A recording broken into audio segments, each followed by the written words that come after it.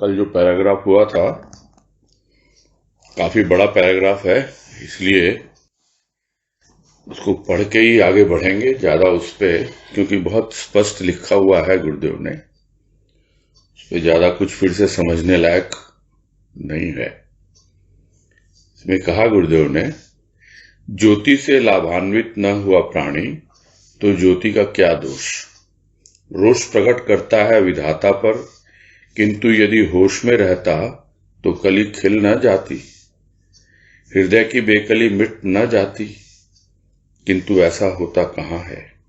अज्ञानी कहता है ऐसा क्यों नहीं होता, ज्ञानी कहता है ऐसा होता है।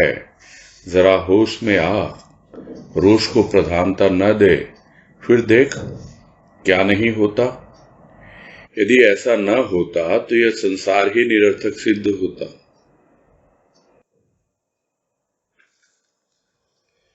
यदि ऐसा न होता तो यह संसार ही निरर्थक सिद्ध होता। निरर्थकता संसार की नहीं, नासमझ इसे निरर्थक समझ बैठा है। माया धोखा कहते कहते महाज्ञानी भी चल बसे, किंतु विश्व को माया तथा धोखा समझना भी माया जाल है, धोखा है। बच्चे को खिलौना से वंचित करने वाली माता भी ऐसा ही कहती है। देख बच्चे, यह खिलौना अच्छा नहीं, गंदा है। मैं तुझे इससे बहुत बढ़िया खिलौना दूंगी, इसे छोड़। असमर्थता, विवशता, अर्थहीनता उस माता से ऐसा कहलवाती है। मुक्ति और स्वर्ग की बातों का प्रलोभन देते हुए ये महापुरुष महाज्ञानी भी इस धराधाम से विलीन हो गए। किंतु विश्व तो खिलौना है विनोदियों के लिए, माया धोखा नहीं। खेलो और खूब खेलो, इसे विश्व को खिलौना समझते हुए। माया धोखा के चक्कर में न पड़ो। विधाता ने तुम्हारे लिए ये कैसा सुंदर खिलौना बनाया है, किंतु खेलते खेलते अपने को न भूलो, अपने घर को न भूलो, प्रभु को न भूलो। निरर्थक विचारों के झूले में न झूलो, किसी की बात सुन अभिमान में न फूलो। तुम्हें खेलना है, खेल का खेल देखना है। जब जीवन संध्या आएगी तो माता स्वयं तुम्हें बुलाएगी, जिसे साधारण जन मृत्यु कहकर तुम्हें भयभीत करते हैं। तुम अभय की संतान हो, तुम्हारे लिए त्रिलोक में भय नहीं। और संक्षेप में यही समझा गया है कि भाई प्राणी जो है अपने होश में नहीं आता है, बेहोशी में जीवन जीता है, अहंकार से भरा हुआ रहता है, बात बात पे उसे रोष आता रहता है, क्रोध आता रहता है। तो ऐसी अवस्था में किस तरह से आगे बढ़े, किस तरह से उसके हृदय की कली खिले, समझ नहीं पाता। ज्ञानी समझाता है फिर भी नहीं समझ में आता। कुछ लोग जो अपने आप को ज्ञानी कहते हैं, वो जब देखते हैं कि ये लोग हमारी बात नहीं सुन रहे तो बोलो कहाँ फंसे हुए हो तुम, देखो ये तो सब माया का खेल है, माया जाल है, धोखा है। किंतु समझने वाला समझता है। फिर यहां उदाहरण दिया गुरुदेव ने कि बच्चे को अगर खिलौना नहीं दे पाती मां, तो कहती है कि ये गंदा है और बढ़िया खिलौना दूंगी।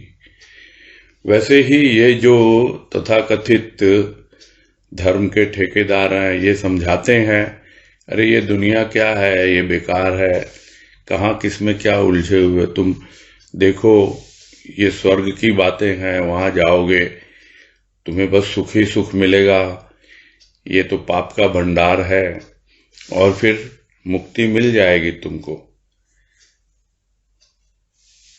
तो क्यों कहता है, क्यों ऐसा समझता है कि जिस तरह माता के साथ में असमर्थता यानी समर्थ नहीं है, विवश है, पैसों की कमी है इसलिए कहता है।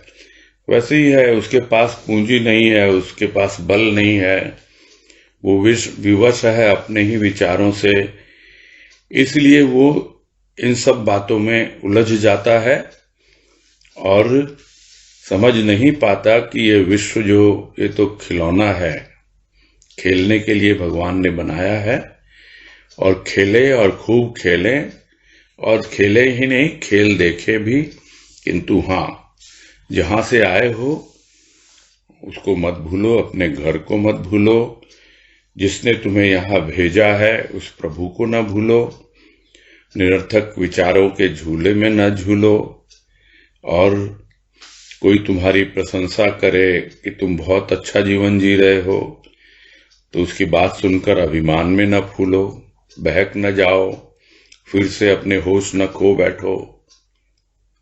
तुम्हें करना क्या है? तुम्हें अपना लक्ष्य बोध रहना चाहिए कि बस मुझे तो खेलना है, और जो भी खेल चल रहा है, किस तरह दुनिया उलझी हुई है, तुम किस किस को समझाने जाओगे? तुम्हें तो अपना जीवन सुधारना है, खेल देखना है, और खेलते हुए वापस अपनी माता के पास, जिसे लोग मृत्यु कह के भयभीत होते हैं, वहां पहुंच जाना है। तुमको पता लग गया तुम तो अभय की संतान हो, और तुम्हारे लिए तो कहीं पर भी भय का नामो निशान नहीं है। चाहे यह लोक है, पृथ्वी लोक, चाहे आकाश लोक, चाहे पाताल लोक, कहीं पर भी, त्रिलोक में भी तुम्हारे लिए भय नहीं है। जिस दिन तुम समझ जाते हो, अनुभव कर लेते हो कि तुम अभय की संतान हो। आज कह रहे हैं, खेलने के लिए आने वाले बच्चे यदि भय से ग्रसित हो जाए तो खेल में आनंद कहां? माया धोखा वालों ने इसे अर्थात विश्व को निरर्थक समझा। उनके मतावलंबियों को समझने दो, तुम्हें खेलना है, खेल का आनंद लेना है, मनोरंजन करना है, तुम क्यों भयभीत? खेल से थकने के पूर्व ही माता तुम्हें बुलाएगी, खुशियां मनाएगी। मेरा बच्चा इन धर्म वालों के चक्कर में न फंसा, यह तो विनोद के लिए गया था और खेल का मोद लेकर आया। ये उपदेशक हैं, उपदेशवासी हैं, देशवासी नहीं। जहां माता अपने बच्चे को भेजती है उपदेश में, खेलने के लिए, मन बहलाने के लिए, कष्ट देने के लिए नहीं। और उसी बात को और स्पष्ट कर रहे हैं गुरुदेव कि जो खेलने के लिए आया है बच्चा, वो यदि समझ ले कि हाँ भाई मैं आया हूं खेलने के लिए, और यदि वो भयभीत रहे, भय से ग्रसित रहे, तो फिर उसको खेलने का आनंद कहां से आएगा? बिल्कुल नहीं आएगा। ये तो स्वाभाविक है कि उसका उद्देश्य है यहां पर खेल का आनंद उठाना और आनंद मनाते हुए वापस उसी आनंद में समा जाना। भय का नामो निशान भी नहीं होता, क्योंकि उसने भय तो अपने प्रभु को सौंप दिया है, उस पर विश्वास है उसे। तो फिर खेलना है और खेल देखना है। और ये जो माया वाले हैं, जो माया की बात करते हैं, ये जो धोखे की बात करते हैं, उन्होंने इस विश्व को, इस संसार को निरर्थक समझ रखा है। किंतु तुम्हें तो इसका अर्थ समझ में आ गया, संसार का सार समझ में आ गया कि क्यों तुम्हें यहां भेजा गया है। अगर वो निरर्थक समझते हैं तो उन्हें समझने दो, और उन मतों को मानने वाले, उस राह पर चलने वाले, उनके जो मतावलंबी हैं उनको समझने दो। तुम्हें क्या करना है? तुम्हारा लक्ष्य, तुम्हारा जीवन तुम्हारे सामने बिल्कुल स्पष्ट होना चाहिए कि तुम्हें तो खेलना है, और सिर्फ खेलना ही नहीं है, सावधानी पूर्वक खेलना है, होश पूर्वक खेलना है, और खेल का आनंद लेना है। यदि होश पूर्वक नहीं खेलोगे तो हो सकता है अंग भंग हो जाए, कहीं कोई चोट लग जाए। खूब सावधानी से खेलना है और खेलते खेलते आनंद भी उठाना है। भयभीत नहीं होना, चिंतित नहीं होना। मनोरंजन के लिए आए हो, आनंद उठाने के लिए आए हो, तो मनोरंजन करना है। भयभीत क्यों हो रहे हो? होने की कोई आवश्यकता है ही नहीं। तुम्हें विश्वास होना चाहिए कि खेलते खेलते जब तुम्हारी उम्र हो जाएगी, थक जाओगे स्थूल शरीर से भी और सूक्ष्म में भी, तुमने सारे खेल खेल लिए और खेल देख लिए दुनिया के, तो थकने के पहले ही तुम्हें बुला लेगी माँ, वो जिसने तुम्हें भेजा है यहां पर, और खुशियां मनाएगी। क्या खुशियां मनाएगी?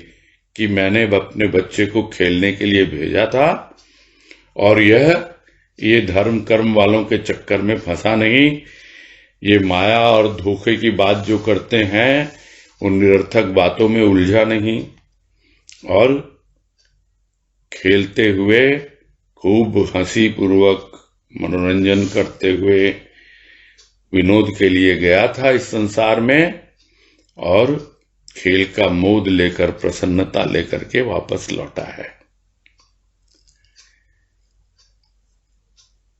समझती है मां कि ये तो उपदेशक हैं, इनका काम क्या है? उपदेश देना। क्यों? क्योंकि ये अपने देश को जानते नहीं हैं, पहचानते नहीं हैं। यह जो उपदेश है ये तो उसी के वासी हैं, उसी को सब कुछ समझ बैठे हैं। उपदेश, एक उप का मतलब होता है समीप, और एक उप का मतलब होता है उससे थोड़ा छोटा। जैसे प्रधानमंत्री, फिर होता है उप प्रधानमंत्री, जैसे कुलपति, उप कुलपति। तो यह जो है इस छोटे से देश को जो उपदेश है उसी के वासी बन बैठे हैं ये उपदेशक, इसी को अपना देश समझ बैठे हैं। वो उस देश को नहीं जानते जहां से ये आए हैं, ये उस देश के वासी नहीं है। किंतु माता को पता है, और जो बच्चा खेलने आया है उसको भी पता है कि मैं आया हूं उस देश से, अपनी मां के देश से, और मेरी मां ने मुझे भेजा है इस उपदेश में, इस दूसरे देश में, छोटे से देश में। जैसे कि कोई घर में रहता है और अपने बच्चे को मैदान में खेलने के लिए भेजता है, क्रीड़ा भूमि पे भेजता है खेल कूद करने के लिए, और वो फिर खेल कूद करके, मनोरंजन करके, आनंद उठा के खेल का वापस अपने घर लौट जाता है। उसी तरह मां ने भेजा है बच्चे को, उसको पता है इस उपदेश में भेजा है खेलने के लिए, मन बहलाने के लिए, कष्ट देने के लिए नहीं। दूसरों को कोई कष्ट देने की बात ही नहीं है, न तो किसी को कष्ट देना है और न किसी से कष्ट लेना है। दुनिया चाहेगी परेशान करना, दुनिया चाहेगी चिंतित करना, और जो धर्म के ठेकेदार है उनकी बात तो और भी अलग है। वो सब बातें गुरुदेव समझाते रहते हैं हमेशा, किंतु हमें कम से कम यह ध्यान रखना चाहिए, भले ही कोई हमसे कैसा भी व्यवहार करे, कैसा भी बर्ताव करे, हमारे भीतर जरा सी भी बदले की भावना ना हो। किसी ने हमें कष्ट दिया भी तो उसे क्षमा कर दें। कष्ट देने के लिए नहीं आया है बालक, वो तो अपना मन बहलाने के लिए आया है, खेलने के लिए आया है, और विनोद के लिए आया, और वापस मोद बनाकर अपनी मां की गोद में चला गया। आगे कह रहे हैं, कलियां खिलेंगी ऐसा विश्वास है, खेल होता रहेगा ऐसा विश्वास है। धर्म कर्म की बातें करने वाले बातों में ही रह जाएंगे और खेलने वाले खेलते खेलते माता को आनंद पहुंचाएंगे। माता प्रसन्न है कि उसका बच्चा खेल रहा है, मस्त हो रहा है, त्रस्त नहीं। त्रस्त तो वह न होगा जो यह समझेगा कि अच्छी आफत में फंसा, जहां कष्ट भय के अतिरिक्त कुछ भी नहीं। यह उपदेश नहीं, हृदय की कली खिलाने का मार्ग है।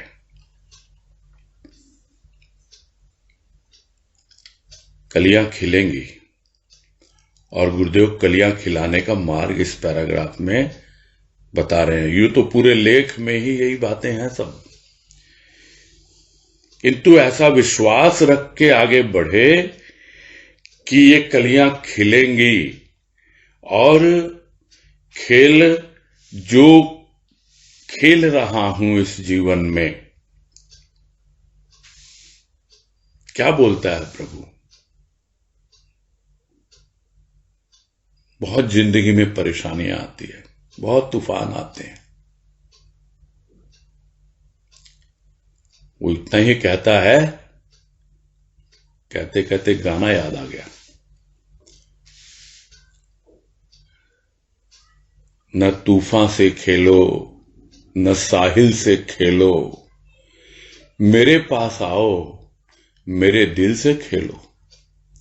वो बुलाता है अपने बच्चे को कि मेरे पास आओ, मेरे दिल से खेलो। तुम इस विश्वास को लेकर खेलो कि खेल होता रहेगा, चलता रहेगा। और ये जो धर्म कर्म की बातें करने वाले हैं वो तो बातों में ही रह जाएंगे, और खेलने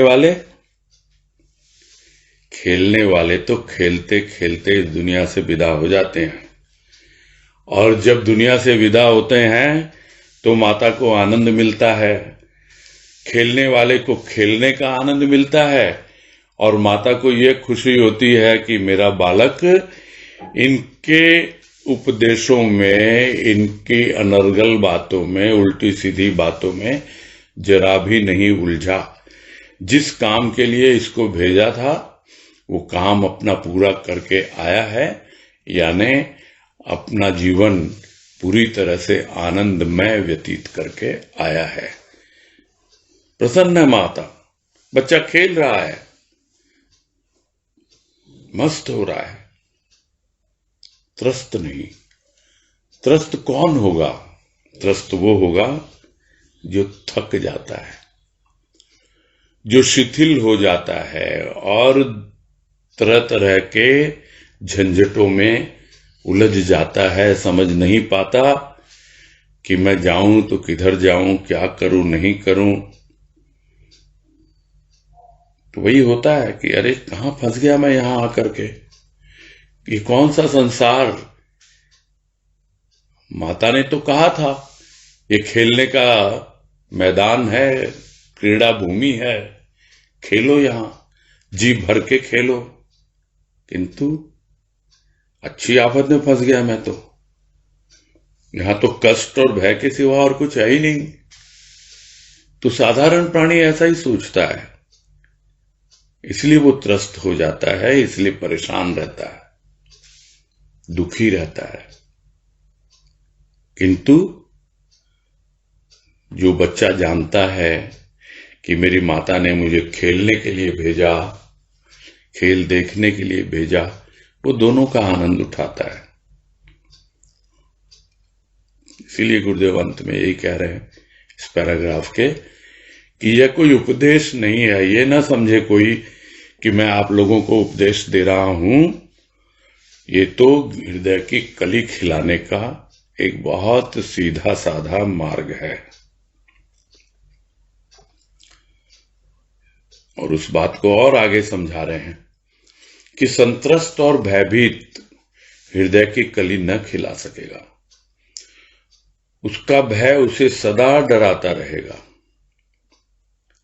दुष्ट बालक की तरह सदा उपद्रव करता रहेगा तथा द्रव्य का दुरुपयोग करता रहेगा। सत्यता आनंद में है, मायावाद में नहीं। आनंद के लिए आने वाला बालक खेलेगा या अपने भाग्य को कोसेगा? आनंद ही महान, क्यों होता यूं ही परेशान। दुनिया ने अनेक खेल देखे, किंतु इसके खेल को देखने वाले को यह सदा आनंद ही लुटाती रही है। अनंत है इसके अर्थात दुनिया के आनंद का भंडार, क्योंकि अनंत ने इसे दिया है, अनंत आनंद का भंडार। फिर अभाव कहां? वह क्या करे जब मनुष्य ही समझ बैठे इसे धोखे की टट्टी। धोखा तो इसी बात का है कि खेल के लिए आने वाले बालक ने अपनी बुद्धि से काम न लिया और आ गया इन उपदेशकों के चक्कर में। तो जो संत्रस्त है, भयभीत है, भय और संत्रस्त होना, ये कुछ इस प्रकार से आ जाता है कि थोड़ी सी बात होती नहीं प्राणी भयभीत हो जाता है, और जब भयभीत हो जाता है तो वो भय उसे और डराने लगता है, पूरी तरह भय से घिर जाता है और संत्रस्त हो जाता है और उसकी बुद्धि काम नहीं करती है। क्यों नहीं करती? क्योंकि भय आया कहां से? भय आया भ्रम से। भ्रम बुद्धि में होता है, और वो होता है इसलिए क्योंकि भाव अभी वहां पहुंचा नहीं है। अभाव भय लाता है, अभाव ही भ्रम लाता है। अन्यथा जिसे भाव है, जिसे विश्वास है कि वो हृदय की कली खिलाने के लिए इस संसार में आया है, और जैसा जैसा गुरुदेव समझा रहे हैं, खेल खेलता है, खेल का आनंद उठाता है, भयभीत नहीं होता। उसे मालूम है उसका रक्षक है उसके साथ, किसी प्रकार का कोई भय नहीं। तो जो भयभीत रहेगा, संत्रस्त रहेगा, वो हृदय की कली कभी नहीं खिला सकता।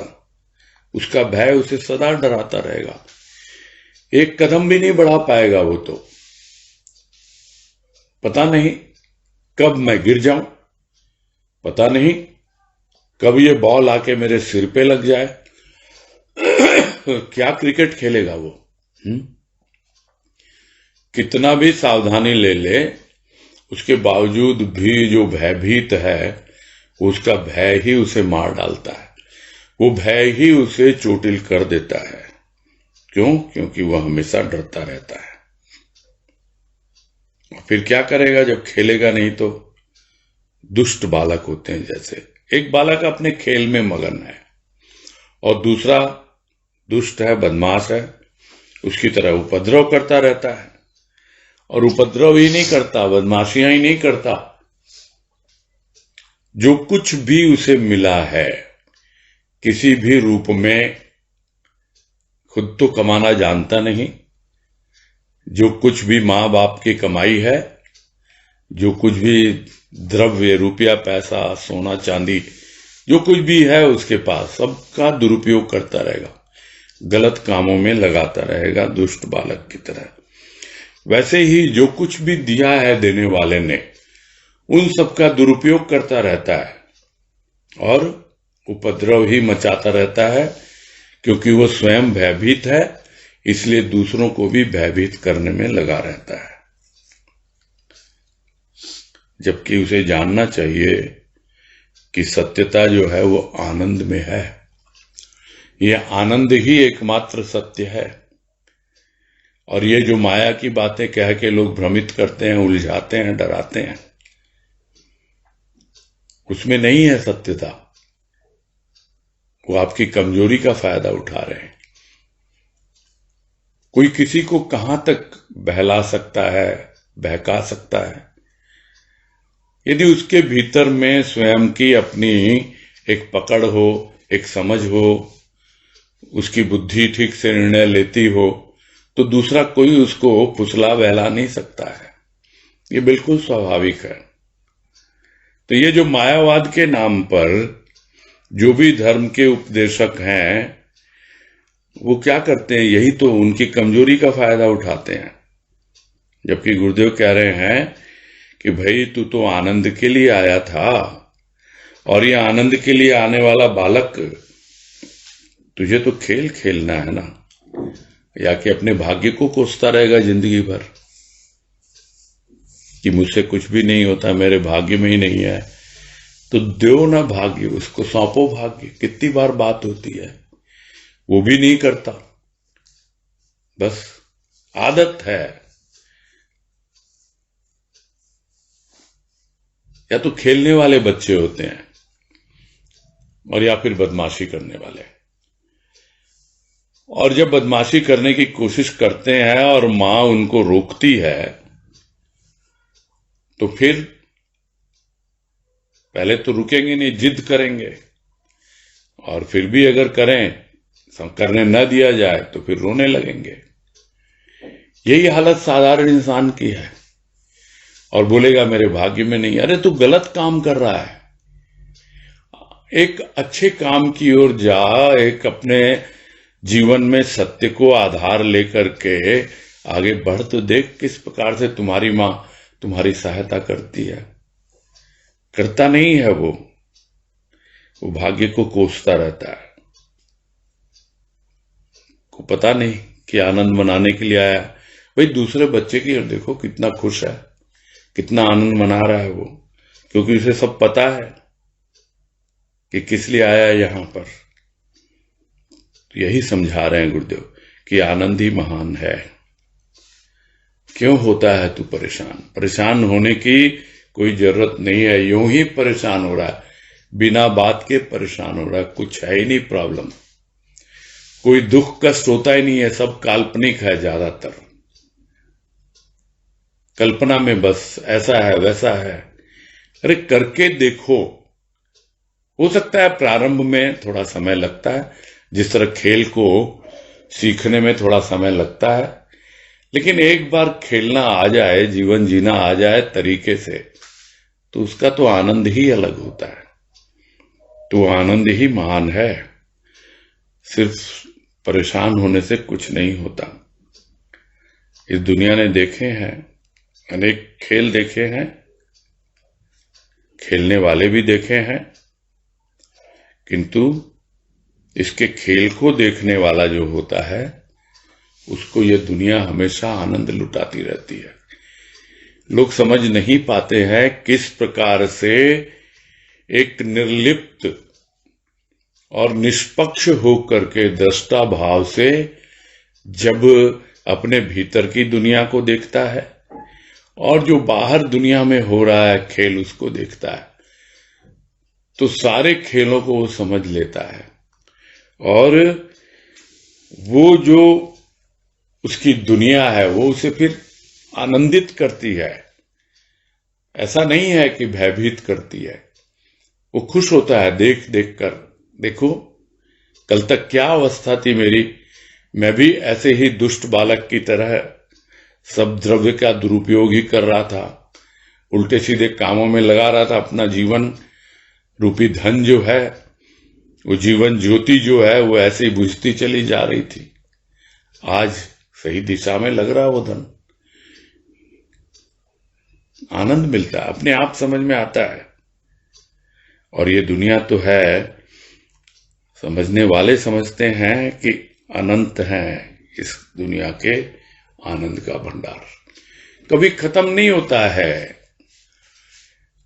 कोई यह समझे कि भाई ये आए संत महापुरुष आनंद मना के चले गए, कोई यह समझे कि भाई अवतारी आए, ठीक है वो अपने एक उद्देश्य से आए, फिर भी उन्होंने कभी भय नहीं लिया, कभी संत्रस्त नहीं हुए, परेशान नहीं हुए, वो भी आनंद मना के गए, दूसरों के लिए उदाहरण पेश करके गए।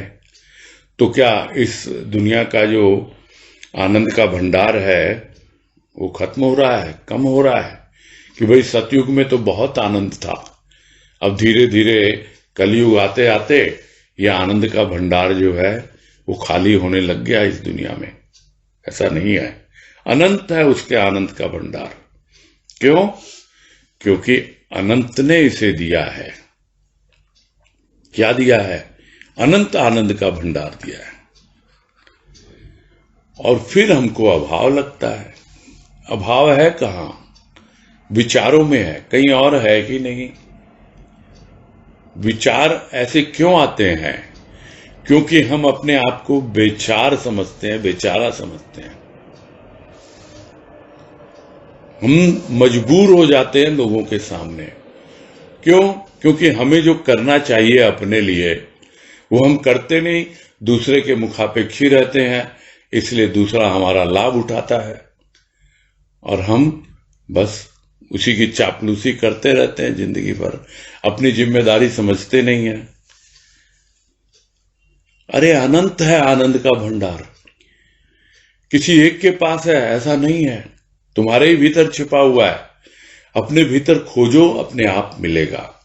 यही कह रहे हैं गुरुदेव। अभाव है कहां? है ही नहीं। करे तो क्या करे, समझाने वाला क्या करे, वो आनंद क्या करे, वो आनंद घन क्या करे। मनुष्य समझ बैठा है इसको धोखे की टट्टी, क्योंकि धोखा खाता रहा है अब तक और धोखा देता रहा है। उसका व्यवहार ही धोखे का रहा, तो कैसे किसी पे विश्वास कर ले वो, और करेगा भी किस लिए। जैसे पहले किसी पे विश्वास करता था, स्वार्थ की पूर्ति होती थी तब, अभी भी अगर स्वार्थ की पूर्ति होती है तो विश्वास करता है, नहीं तो कुछ नहीं, वैसे ही भयभीत, वैसे ही परेशान। खेलने के लिए आया, धोखा खाने के लिए नहीं आया है। यही तो कह रहे हैं, धोखा तो इसी बात का है कि खेलने के लिए आया था, खेल के लिए आया था और अपनी बुद्धि से काम लिया नहीं, सोचा नहीं, समझा नहीं और दूसरों के चक्कर में पड़ गया। और विशेषकर जो धर्म के नाम पर भी चला, तो ये जो उपदेशक हैं और इन्होंने बरला दिया, उसका दिमाग खराब कर दिया। अरे बुद्धि तुम्हारे पास भी भगवान ने दी है, तुम्हारे पास भी दिमाग दिया है, खोलो उसका ताला, देखो, समझो, काम में लो उसको। पड़े पड़े जंग लग गया है, सही बात है, लेकिन जब संत की वाणी का श्रवण मनन करते हैं, उस पर चिंतन करते हैं, तो अपने आप हमारी बुद्धि परिमार्जित होती है, अपने आप हमें चीजें समझ में आने लगती है।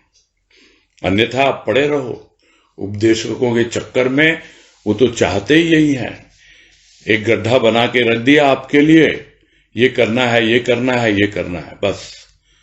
और उसी गड्ढे में गोल गोल चक्कर में घूमता रहता है प्राणी, और इसके अलावा कुछ नहीं है। कैसे खेलेगा वो? फंस गया वो तो गड्ढे में। बाहर निकले, थोड़ी सी स्वतंत्रता उसे मिले, कुछ बुद्धि लगाए, कुछ समझे, तभी तो खेले और खेल का आनंद उठाए।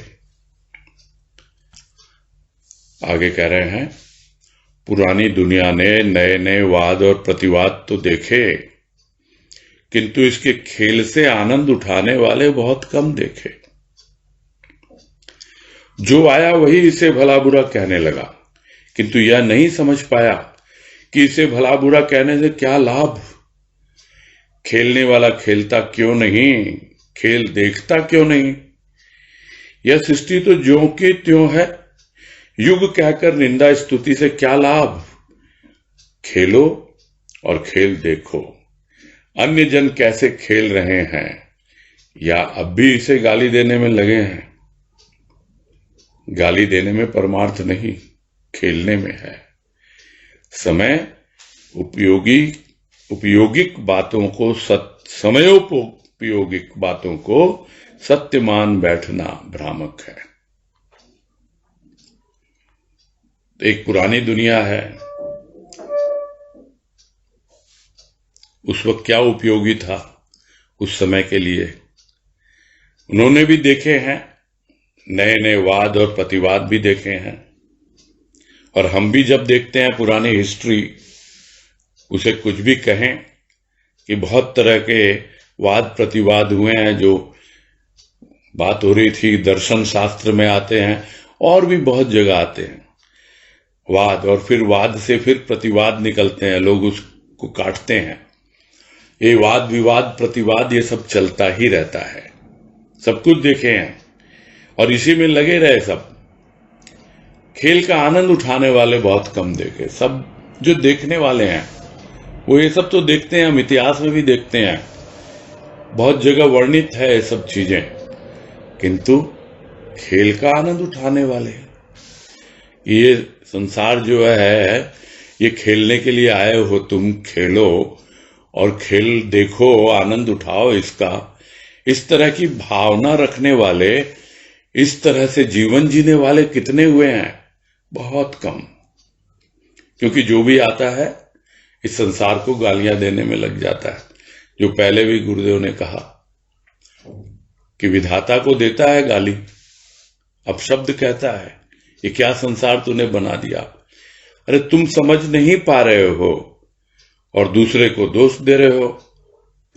तो जो भी आता है वो इस संसार को ही भला बुरा कहता है, समझ नहीं पाता है कि दूसरे को दोष देने से, दूसरे को भला बुरा कहने से क्या कुछ हासिल होना है? कि दुनिया वाले तो ऐसे हैं, दुनिया वाले तो ऐसे, कोई मुझे कुछ नहीं करने देता, मैं कितना कुछ करना चाहता हूं, इतना है वैसा है, ये भला बुरा बहुत कुछ कहते रहते हैं। अरे अपने आप को करना है, अपने आप ही स्वयं रास्ता निकालना है, सोच समझ कर अपनी बुद्धि को काम में लेना है, उल्टे सीधे चक्करों में नहीं पड़ना है।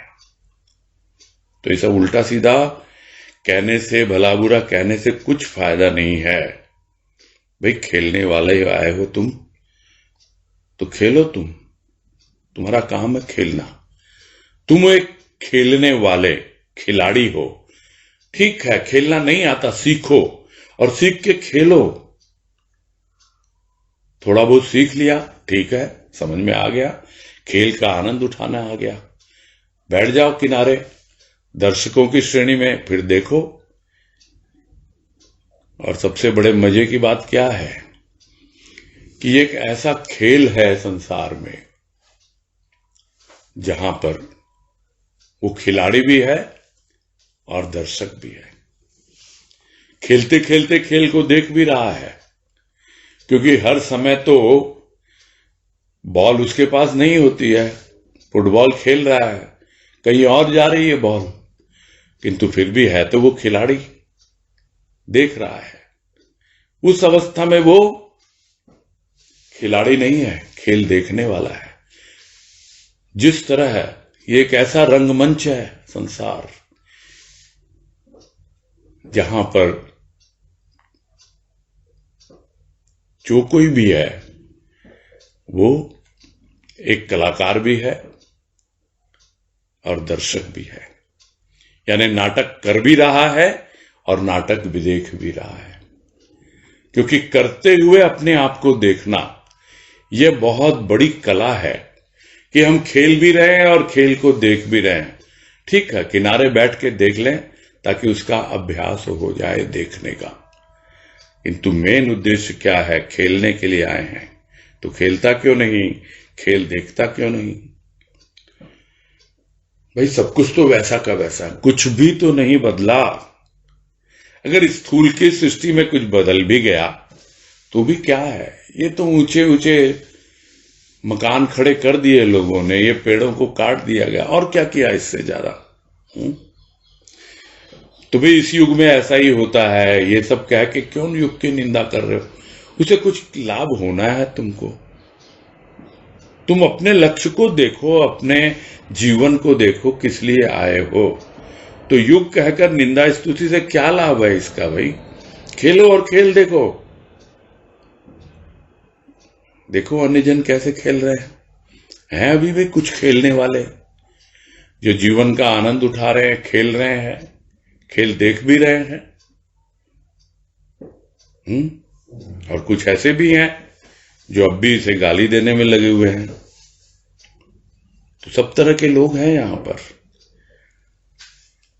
समझ में आना चाहिए। गाली देने में कोई परमार्थ नहीं है, अगर परमार्थ है कुछ तो वो खेलने में है।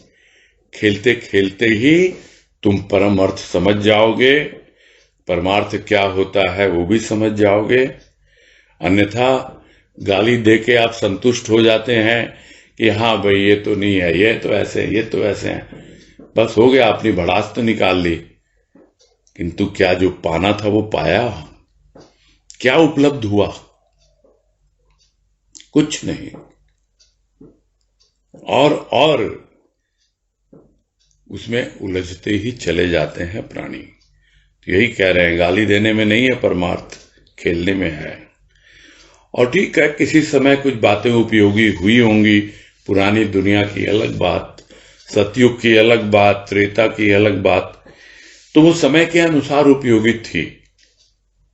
और उन बातों को तुम सत्य मान बैठो क्योंकि वो ग्रंथों में लिखी हुई हैं और वो उसी का उपदेश दिए जा रहे हैं सब, और उसी को सत्य मान करके उसका सार ग्रहण करना है। उस वक्त भी संसार था, आज भी संसार है। उन बातों का सार ग्रहण करना है। तो जो सार ग्रहण करना सीख जाता है, फिर देखता है कि वो उसमें हमारे लायक क्या है, हमारे उपयोगी क्या है, उसको लेके जब आगे बढ़ता है तब उसे समझ में आता है जीवन कैसे जीना है, किस तरह जीवन का आनंद उठाना है। किंतु यदि आप उन्हीं को सत्य मान बैठें और बिल्कुल आंख मीचकर उसी पे चलने लगें तो आपका भ्रम कभी दूर नहीं होगा। तो यही कह रहे हैं, उस समय वो उपयोगी थी बातें, उनको यदि आज तुम सत्य मान बैठ रहे हो तो वो तो भ्रम में ही पड़ रहे हो। आगे कह रहे हैं, भ्रम की गति अति तीव्र, सत्य में परिवर्तन नहीं, परिवर्तन भ्रम में है। भ्रम के परिवर्तन को मनुष्य सत्य के आधार पर ही जान सकेगा। सत्य का प्रकाश सर्वत्र विद्यमान, फिर भी मनुष्य अंध परंपरा का ही अनुसरण करता आ रहा है। दुखित तथा चिंतित रहना उसने अपना स्वभाव बना रखा है। आनंद का आभास उसके लिए दुर्लभ हो रहा है। चिंतित व्यक्ति निश्चिंत होता यदि वह सत्य मार्ग का अवलंबन करता। संसार में प्रसारित भ्रांत धारणाएं उसे कभी भयभीत करती तथा कभी सत्य ही प्रतीत होती। ऐसी अवस्था में उसे निश्चिंत नहीं होने देती। ऐसी अवस्था उसे निश्चिंत नहीं होने देती। युग धर्म युग की मांग है या मनोविकार, यह समझ पाना भी आसान नहीं। आज की मांग कल दूसरा रूप धारण कर लेती है तथा मांग ज्यों की त्यों बनी रहती है। मांगता है मनुष्य अन्य मनुष्य से जो स्वार्थांध है। मांग पूरी करने वाला तो कोई और ही है, जिससे वह न मांग कर अन्य मनुष्य का ही मुखापेक्षी बना हुआ है। अर्थ लोभी से अर्थ प्राप्त करने की आशा रखना दुराशा मात्र है। यह तो रोगी से स्वास्थ्य लाभ की आशा रखने की तरह है। रोगी स्वयं ही रोग से ग्रसित है, वह भला स्वास्थ्य प्रदान कब कर पाएगा? किंतु मनुष्य की बालू से तेल निकालने की चेष्टा आज भी बनी हुई है। कली का सिंचन न बालू से होगा न तेल से। उसे चाहिए निर्मल नीर, जिसका प्रदाता होगा भक्त हृदय, जो सर्वदा प्रभु मिलन के लिए वियोग नीर बहाया करता है। पैराग्राफ थोड़ा बड़ा है ये, फिर भी जितना होगा, और उससे आगे फिर कल करेंगे इसको। मेन इसको लेने का उद्देश्य यह है कि जो बातें समय के लिए हो सकता है उपयोगी हों, किंतु उन्हीं बातों को यदि आप सत्य मान बैठोगे तो भ्रम में ही पड़े रहोगे। इसी बात को आगे गुरुदेव समझा रहे हैं और यही कह रहे हैं कि अगर भ्रम में आप पड़े रहे तो भ्रम की गति तो बहुत तीव्र है, यानी न जाने कहां से कहां आपको पहुंचा देगा। जिसके भीतर भ्रम है वो 1 मिनट में कभी कुछ सोच रहा है, थोड़ी देर फिर कुछ सोचने लग गया, फिर थोड़ी देर बाद कुछ और सोचने लग गया। इतनी गति तीव्र है लोग समझते हैं कि मन चंचल है, मन चंचल है, थोड़ी लहरें उठती हैं इसलिए लगता है। किंतु भ्रम, भ्रम एक बार किसी दिशा में ले जाता है, इतनी स्पीड में ले जाता है कि बस पता ही नहीं लगता कहां पहुंच गया मैं, और ढूंढता है कहां से आया था, लौटने का रास्ता ही नहीं मिलता उसको। इतनी तीव्र गति से भ्रम हमें ले जाता है कि कौन सी बात मैं सोच रहा था, कौन से भाव पे मैं चिंतन मनन कर रहा था, और आ गया बीच में भ्रम, बस दौड़ के कहां से कहां पहुंचा दिया उसने। अब भाई कहां गया वो भाव, कहां गया वो विचार जिसपे मनन चिंतन हो रहा था? वो तो गया तेल लेने, गायब हो गया वहां से। तो फिर क्या किया जाए? तो गुरुदेव कह रहे हैं सत्य का आधार लो। सत्य वहीं का वहीं रहेगा, वो भागेगा नहीं इधर उधर, उसमें परिवर्तन नहीं है। जो भी परिवर्तन दिखता है वो भ्रम में है। भ्रम के अनेकों रूप हैं। जिस तरह पहले मिथ्या को लेकर के गुरुदेव ने समझाया एक दूसरे लेख में कि मिथ्या के अनेक रूप हैं, झूठ के अनेकों रूप हम सब जानते हैं, किंतु सत्य का एक ही रूप है। और सत्य का आधार लेकर ही झूठ बोला जाता है। ये बात और आगे स्पष्ट कर दे रहे हैं कि यदि आप झूठ को समझना चाहते हो तो उसके पीछे छिपे हुए सत्य को पकड़िए, तब आप झूठ को पकड़ पाएंगे। उसी तरह भ्रम किस तरह से अपना रूप बदलता है, किस तरह से आपको भ्रमित करता है, उसको यदि समझना है तो उसके पीछे छिपा हुआ जो सत्य है उसका आधार लेकर आप आगे बढ़ेंगे, तभी जान पाएंगे। और इस तरह का जो एक फॉर्मूला गुरुदेव ने हमें समझाया, बहुत पहले से ही कई जगह ये बातें कही हैं उन्होंने, कि सुख में भी थोड़ा सा आनंद है, बस उस आनंद को पकड़ लो, तब समझ पाओगे कि किधर तुम्हें आगे बढ़ना है, किस तरह तुम सुख से आनंद की यात्रा करोगे। वैसे ही किस तरह भ्रम से तुम दूर होगे, निवृत्त होगे, वो तुम्हें समझ में आने लगेगा। हर एक बात में यही है, थोड़ा सा चेतन है, जड़ में भी चेतन छिपा हुआ है। अपने आप को जड़ न माने कोई, और फिर मनुष्य मानो इतनी उत्कृष्ट कृति, वो अगर जड़वत जीवन व्यतीत करता है तो वो भ्रम में ही है। सत्य है भीतर, उसके आधार पर ही भ्रम को जाना जा सकता है। क्यों? क्योंकि सत्य का प्रकाश सर्वत्र विद्यमान है। किंतु वो तो इजी रास्ता ढूंढता है ना, वो तो अंध परंपरा का ही अनुसरण कर रहा है। जो परंपराएं हैं उसकी, जो मान्यताएं हैं, जो कुछ भी चला आ रहा है, वो अपनी कुछ करने जाओ, बड़ी मेहनत तो होती है, कुछ नया करने जाओ, कुछ ढूंढो, कुछ खोजो, कौन सी चीज मुझे सूट करती, कौन सा नहीं, वो क्या है, ये ऐसे कर रहे हैं, ये ऐसे चल रहे हैं, हम भी चल पड़े। उस सत्य का आधार नहीं लेता, उस प्रकाश से प्रेरित नहीं होता जो सत्य का है। वो तो अपनी अंध परंपराएं हैं जो उसे अंधकूप में डालती हैं।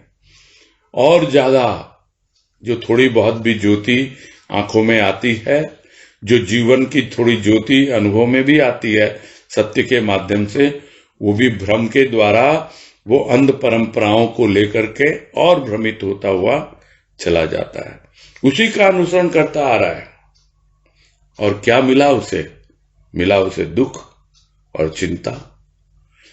तो दुखी रहना, चिंतित रहना, वही उसका नेचर हो गया, वही उसका स्वभाव बन गया। आनंद क्या होता है, बहुत दुर्लभ हो रहा उसके लिए।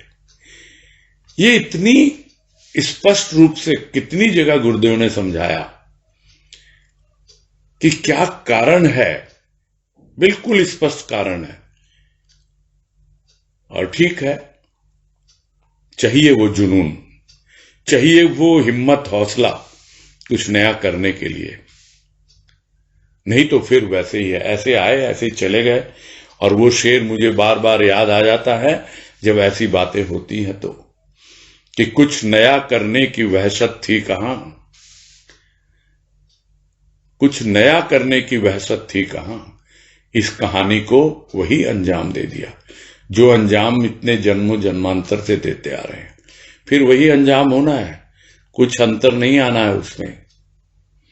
वही अंध परंपरा निभाएंगे, वैसे ही आएंगे वैसे ही जाएंगे।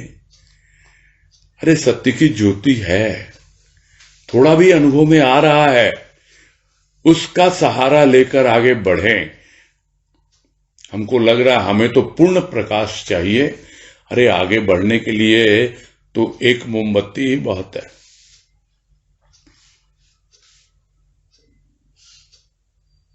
अंधेरी रात में आसमान में चमकता है चंद्रमा, उसके लिए खुला आकाश चाहिए। किंतु जो घर में है, अपने आप में है, उसके लिए तो एक दिए की रोशनी बहुत है। चांद मिलता नहीं सबको संसार में, है दिया ही बहुत रोशनी के लिए। वैसे ही है, जितना सत्य हमको अनुभव में आया वो हमारे लिए बहुत है। उसको पकड़ के आगे बढ़ेंगे तो हम रास्ता अवश्य तय करेंगे और धीरे धीरे बाहर निकलेंगे खुले आसमान के नीचे, तो चंद्रमा का प्रकाश, सूर्य का प्रकाश सब समझ में आएगा। किंतु हमने क्या किया, अंध परंपराओं का अनुसरण किया, दुखी और चिंतित रहना अपना नेचर बना लिया, और आनंद का आभास तो बिल्कुल दुर्लभ हो रहा है। चिंतित व्यक्ति यदि निश्चिंत होता, कब होता? जब वो सत्य मार्ग का अवलंबन करता, सत्य की राह पे चलता, तो अवश्य ही वो चिंतित व्यक्ति निश्चिंत होता। वो समझ नहीं पाता है कि संसार में जो भ्रांत धारणाएं फैली हुई हैं, उस पे चल के देख लिया, हाँ कभी कभी तो सत्य प्रतीत होती है, हाँ भाई सही है, ये तो इसी तरह जीवन जीना चाहिए, तो फिर आगे बढ़ते मालूम पड़ता ना। लेकिन फिर भयभीत करती है। उसका कारण क्या? कारण यही है कि भ्रम दूर नहीं हुआ। भ्रम की गति तो बहुत तीव्र है। यदि सत्य प्रतीत हो रही है तो समझो उसको कितना सत्य है उसमें।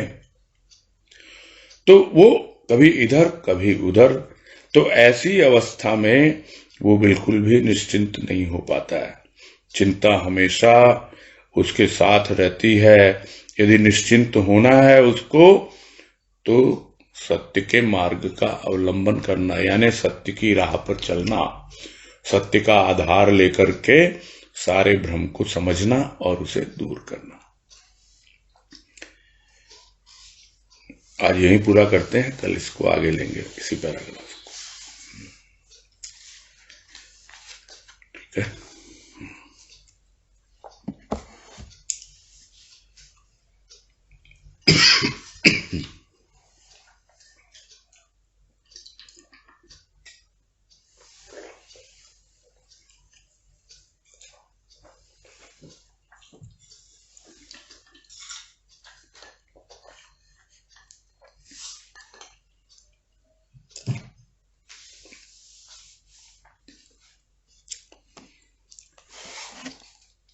हाँ अजय बंसल बोलिए।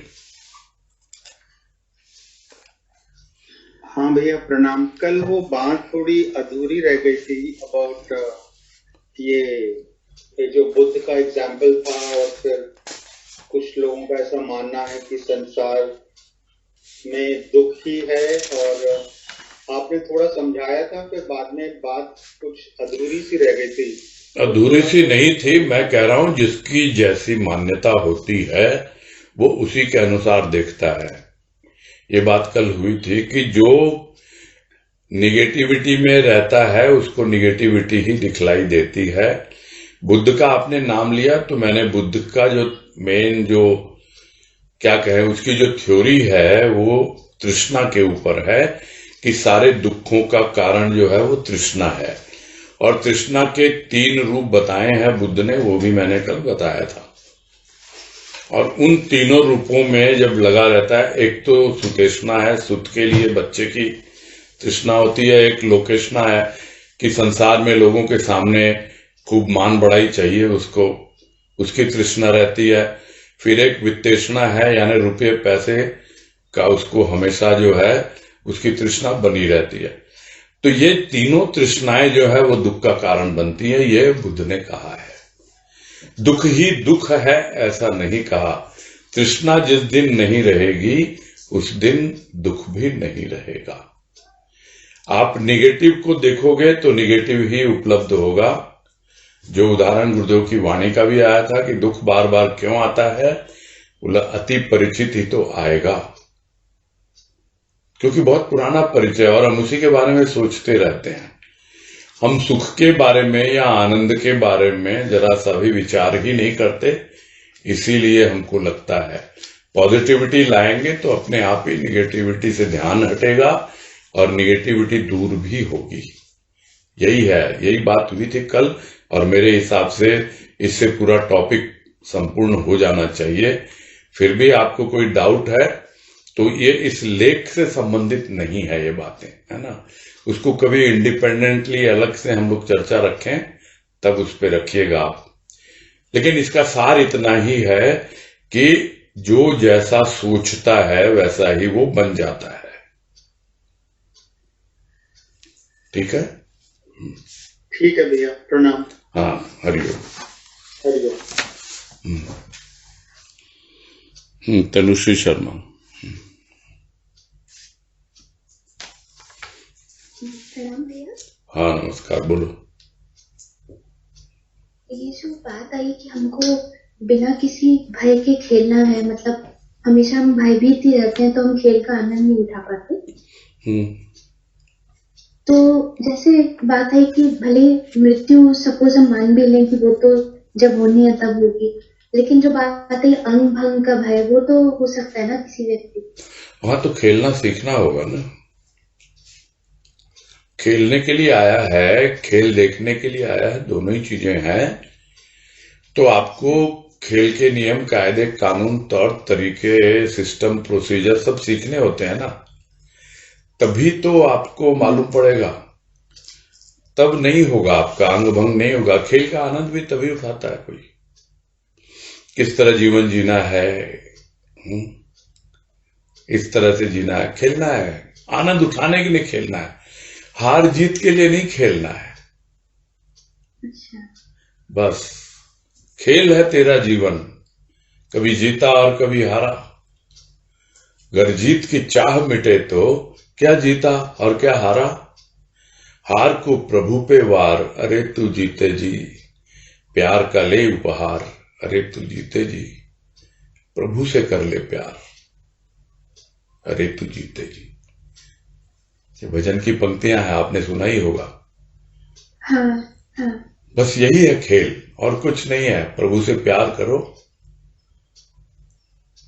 जो गाने की लाइन भी मैंने कही थी, क्या कहता है प्रभु, न तूफान से खेलो न साहिल से खेलो, मेरे पास आओ मेरे दिल से खेलो। कितना प्रेम है उसके भीतर, कितना भाव है उसके दिल में भरा हुआ। उस प्रेम और भाव से खेलना है, उसके साथ खेलना। पूरी सृष्टि में वही व्यापक है, उसी का आनंद फैला हुआ है प्रेम और भाव के रूप में। उसमें खेलना है, उसका आनंद उठाना है। बस ठीक है, चिंतित है, परेशान है, भयभीत है, वो क्यों है? क्योंकि वही सब चीजें, उसी तरह उसकी ग्रूमिंग हुई है, और यही जन्म ने न जाने कितने जन्मों से इसी तरह के संस्कार हैं। तो यही सब बातें हैं जो उसको परेशान करती रहती हैं। यही तो जो इससे पहले पैराग्राफ हुआ था, यही तो गुरुदेव ने समझाया कि लोगों ने देखे हैं नए नए वाद प्रतिवाद तो देखे, किंतु खेल से आनंद उठाने वाले बहुत कम देखे गए। नहीं मिलते ऐसे लोग। यहां तो गुरुदेव अपना ही अनुभव लिख रहे हैं, बता रहे हैं। मतलब हमको अपने विवेक का भी इस्तेमाल करना चाहिए कि जो हम बिल्कुल है, बुद्धि का तो इस्तेमाल करना ही है। हाँ, बिल्कुल करना है कि भाई देखो, उसके नियम हम जानते भी। इसके पहले भी पैराग्राफ की अंतिम लाइन थी कि धोखा तो इसी बात से का है ना कि खेलने के लिए आया था और अपनी बुद्धि से काम नहीं लिया इसने, और और आ गया इन सब उपदेशकों के चक्कर में। हाँ। फिर यही है और कुछ नहीं। हाँ, उपदेशक तो नहीं, लेकिन हमको अपने संत का तो भाव लेना ही है ना कि नहीं, उपदेश नहीं है ये, गुरुदेव ने बताया ना, मैं कोई उपदेश नहीं दे रहा हूं, मैं तो तुमको देश दिखला रहा हूं कि किस तरह से तुम अपनी हृदय की कली खिला सकते हो। उसको खिलाने का मेथड बता रहा हूं, ये तरीका है इसका, बस कोई उपदेश नहीं देते वो। ठीक है। हरिओम। हाँ, हरिओम। हाँ, पूनम अग्रवाल।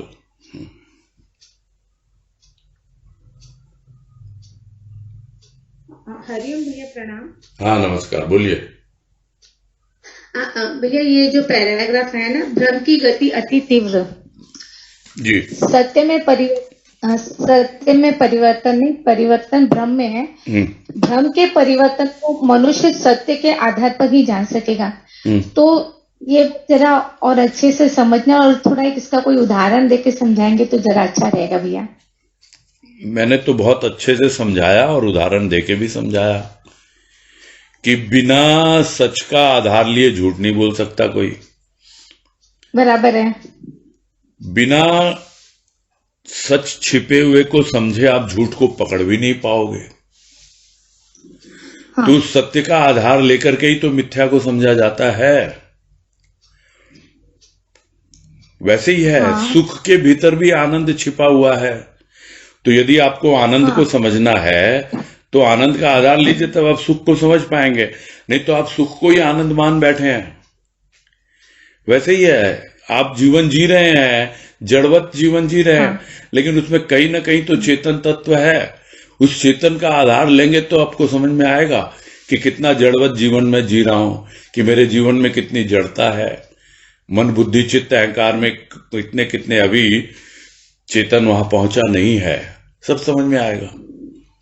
तो वैसे ही है, सत्य का आधार लिए बिना आप भ्रम के परिवर्तन को, क्योंकि परिवर्तनशील है बाकी सब कुछ, एकमात्र वो चेतन तत्व, वो सत्य, वही टिका हुआ है, बाकी सब परिवर्तनशील है।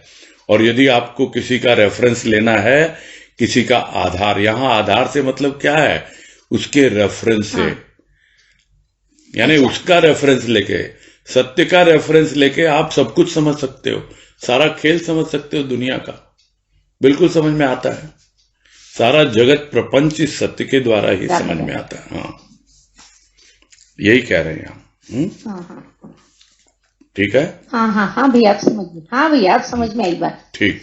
ठीक है भैया। हाँ, हरिओम हरिओम। ठीक है, फिर पूरा करते हैं।